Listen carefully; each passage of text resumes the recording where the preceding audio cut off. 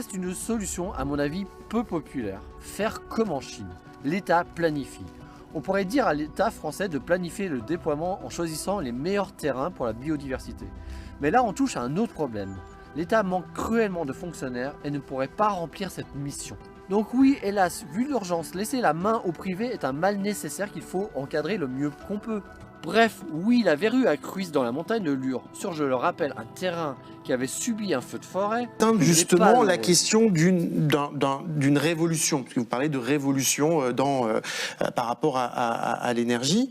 Est-ce que c'est juste finalement en changeant le mix, en modifiant un peu quelques habitudes? D'autres disent le changement, le véritable changement pour justement essayer de tenir les clous des objectifs qu'on s'est fixés, peut-être 1,5, 2%, 2 degrés, mais peut-être pas beaucoup plus que ça, sinon ça va être très difficilement vivable, ce serait d'interroger les fondements de notre modèle économique et d'interroger le capitalisme et le néolibéralisme tel qu'il est aujourd'hui. Est-ce que vous vous dites, finalement, pourquoi pas, mais c'est pas la priorité là? Alors c'est un débat intéressant. Alors je vais le complexifier un peu.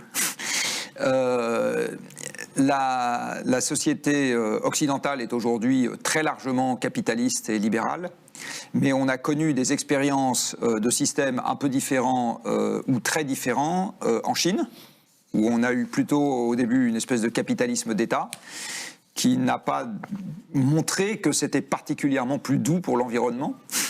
On a eu également en Union soviétique quelque chose qui ressemblait à un capitalisme d'État et qui n'a pas non plus été spécialement plus doux pour l'environnement. Donc je pense que malheureusement le mal est plus profond, si je puis dire, que le système politique ou que la construction politique du moment. C'est quoi? C'est que l'humanité ne changera pas de modèle de surconsommation? C'est qu'on a des pulsions animales, entre guillemets, qui nous poussent à faire des choses qu'on ne devrait pas faire.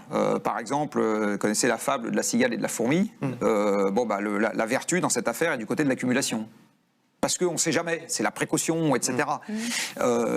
Il y a 2 siècles, quand vous aviez réussi, vous étiez dodu.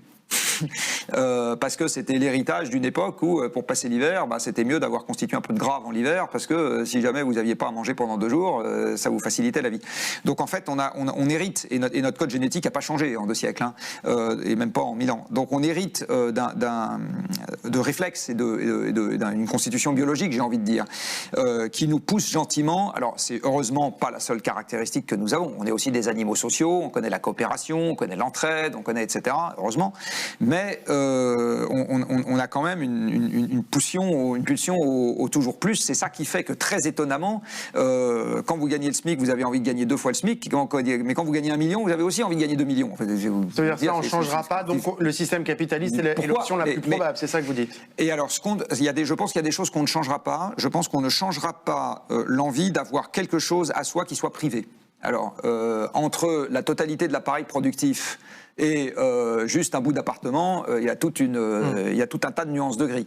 La question est là où on met le curseur. Je suis ravi, moi, pour ma part, que la production électrique dans ce pays soit gérée par l'État. Je trouve ça très bien. Je trouve ça très bien, je trouve que ça a très bien marché jusqu'à maintenant, que le système ferroviaire soit géré par une entreprise publique. Je trouve que ça marche plutôt bien. Voilà. Est-ce que j'ai fondamentalement envie que mon épicier soit pas propriétaire de son épicerie ou que... Je ne parle pas forcément de mode d'organisation de la société, je vous parle de décroître collectivement et oui, j'entends, mais parce que mon épicier est aussi un capitaliste, d'accord, il est propriétaire de son outil de production, il a une société commerciale, etc. Donc en fait pour moi, le vrai débat, c'est un débat de curseur, c'est-à-dire, est-ce qu'aujourd'hui on est allé trop loin dans le libéralisme? À l'évidence, oui. Est-ce qu'aujourd'hui le capitalisme est bien régulé? À l'évidence, non. Donc il y a tout un tas de trucs qu'il faut changer. Est-ce qu'il faut totalement supprimer l'idée même qu'il y a un bout de capitalisme dans un coin? Je ne suis pas sûr. Voilà, on en est loin, de toute façon.